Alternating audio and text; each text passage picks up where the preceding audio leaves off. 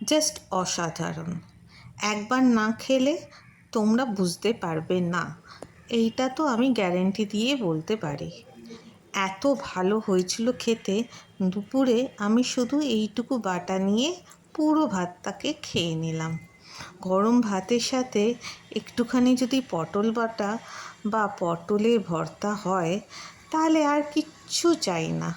সত্যি বলছি, একবার করে সবাই নিশ্চয়ই করে খাবে। এই কয়েকটা পটল ফ্রিজে বহুদিন ধরে কাঁদছিল, আর কাঁদতে কাঁদতে তারা প্রায় শুকনো অবস্থায় এসে গেছিলো। সেই জন্য পটলটাকে কয়েকটাকে আমি ভালো করে কুচি করে কেটে নিয়ে হালকা গরম জলে ভাপিয়ে নিয়েছি। আর সঙ্গে ওই কড়াইতে কিছুটা তেল দিয়ে শুকনো লঙ্কা, রসুন আর পেঁয়াজ ভালো করে ভেজে নিয়ে উঠিয়ে দিয়েছি। শুকনো লঙ্কাটা বেশ লাল লাল করে ভাজা হবে, আর রসুন যে কটা দিতে পারবেন দেবেন। শুকনো লঙ্কা আমি অনেকগুলো দিয়েছি, আপনারা যদি কম দিতে চান কম দেবেন, কিন্তু একটু যদি ঝাল কম হয় না, এই ভর্তাটা ঠিক অতটা টেস্টি হবে না।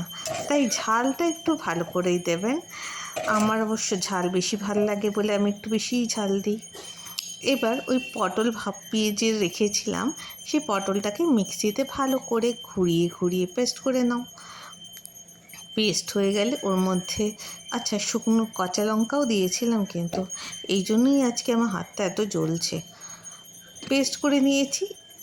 ওই তেলের মধ্যেই দিয়ে দিলাম অনেকটা বেশ কালো জিরে, আর কালো জিরেটা বেশ চটচট করে ওঠার পর তার মধ্যে দিয়ে দিলাম ওই পেস্টটা, পটলের পেস্ট বা পটল বাটা। ওর মধ্যে আর কিচ্ছু না, শুধু নুন আর একটু করে চিনি দিয়েছিলাম। চিনি দেওয়ার পর যখন একদম জলটা মরে গেছে, তখন এখানে এই শুকনো লঙ্কা, রসুন আর পেঁয়াজটাকে ভালো চটকে চটকে চটকে চটকে মেখে নিয়েছি। ব্যাস, আর কিছুই না। এবার ওই ভর্তাটার মধ্যে এটাকে মিক্সড করে দিলেই আমাদের রান্না শেষ, কমপ্লিট।